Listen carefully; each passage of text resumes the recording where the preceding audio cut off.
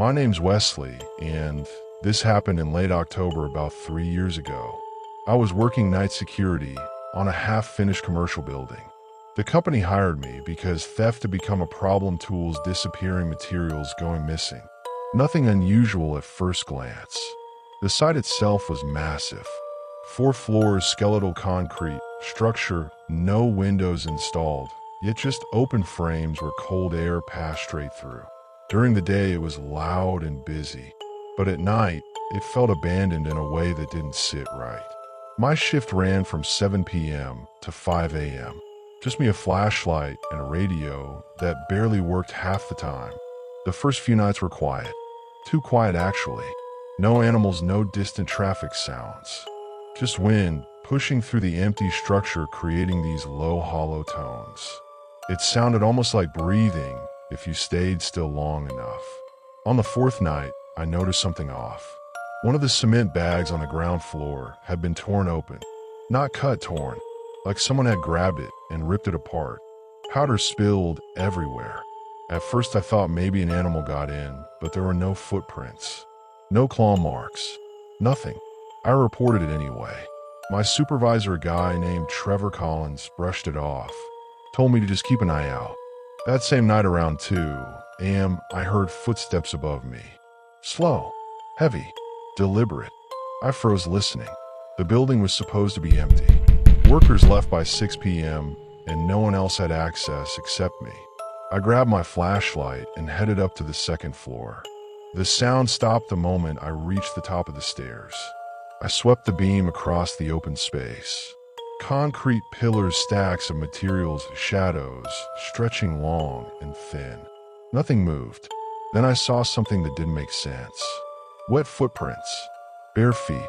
They started near the center of the floor and led toward a wall. Then just stopped. No exit. No continuation. Just gone. I stood there longer than I should have, trying to rationalize it. Maybe someone was messing with me. Maybe I missed something. But deep down something felt wrong. The next few nights got worse. Tools I checked earlier would be moved. Not stolen, just relocated. A hammer placed neatly in the middle of a hallway. A coil of wire laid out like it had been arranged on purpose. Then came the noises. Not just footsteps anymore. Scraping, dragging, and once something that sounded like a low, strained whisper. I couldn't make out words. Just the tone, like someone trying to speak through a broken throat. I started keeping the radio on constantly, just for noise. Silence on that site became unbearable. One night, just before 3 a.m., I was sitting in the temporary office trailer, trying to stay awake. That's when I heard knocking. 3 slow knocks. Not on the door, on the window behind me. I turned so fast I nearly fell out of my chair. The window looked out toward the building. There was nothing there, just darkness and the faint outline of the structure. Then it happened again. 3 knocks, this time louder. I stepped outside, heart pounding, and aimed my flashlight toward the building. The beam hit the 2nd floor, and that's when I saw it. A figure, standing between 2 pillars. It wasn't moving. At first I thought it was a worker who somehow stayed behind. But something about the posture was wrong. The arms hung too low. The head tilted slightly to one side. I shouted, asking who was there. No response. I started walking closer. Slow, careful steps. The beam stayed fixed on it. And then it shifted. Not like a person stepping or turning. More like it adjusted. Like a puppet being repositioned. That was enough for me to stop. I backed away and returned to the trailer. Locked the door. Stayed there until sunrise. I told Trevor everything the next morning. He looked annoyed more than concerned. Said maybe I was just tired. Suggested I take a couple of days off. I didn't, because I needed the money. But I started bringing a 2nd flashlight. And I avoided going inside the building unless absolutely necessary.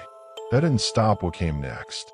About a week later, during another night shift, I heard something fall inside. Loud enough to echo through the entire structure.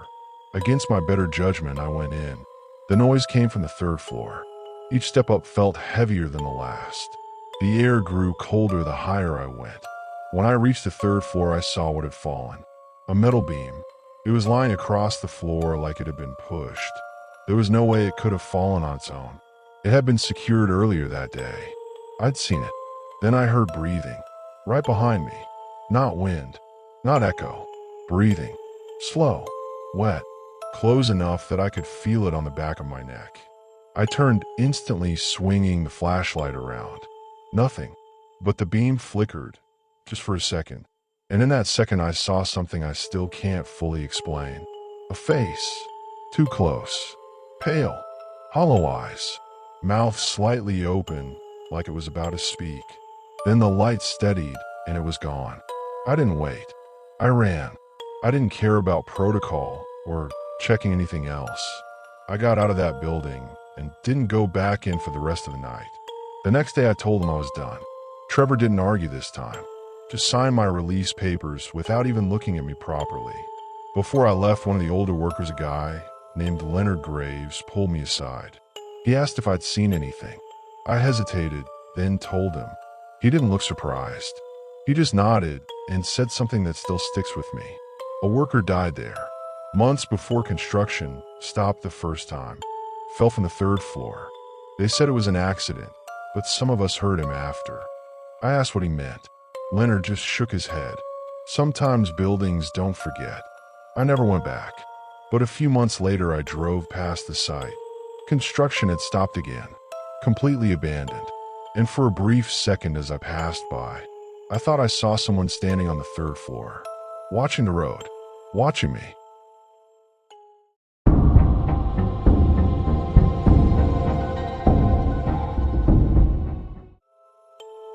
I work night shifts at a half-finished commercial site just outside Portland.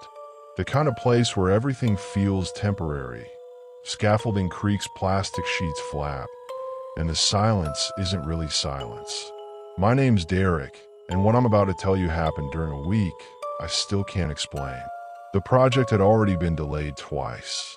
Not because of money or permits, but because workers kept quitting. No one said much, just vague excuses. Didn't feel right. One guy told me before he left. I laughed it off back then. I don't laugh anymore. I was hired as a night supervisor. My job was simple: walk the floors, make sure no equipment was stolen, and log anything unusual. Easy money. The first few nights were normal. Cold air, distant traffic, the hum of unfinished wiring. Nothing out of place. Then Thursday came. Around 2:15 a.m., I heard movement on the third floor. Not loud, just dragging, like something heavy being pulled across concrete. I assumed it was a loose tarp, or maybe an animal got in. I grabbed my flashlight and headed up. The third floor was still raw. No walls, just exposed beams and pillars. My light cut through the darkness, and for a second, everything looked still. Then I saw it. A wheelbarrow. It was sitting near the far and slowly rolling on its own.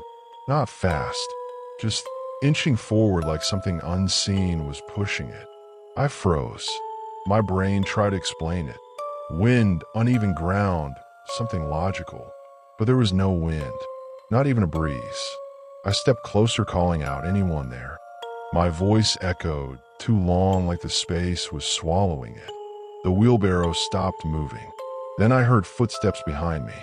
I spun around fast, nearly dropping my flashlight. Nothing, just empty space and steel beams. But I swear, I wasn't alone. I backed away slowly, keeping my light moving. That's when I noticed something that didn't make sense. There were footprints on the dusty floor. Bare footprints.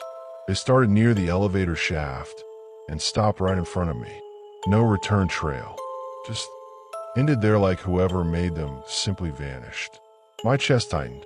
I didn't stay to figure it out. I went straight down to the security office and locked the door. I told myself I'd imagined it. Lack of sleep. Too much caffeine.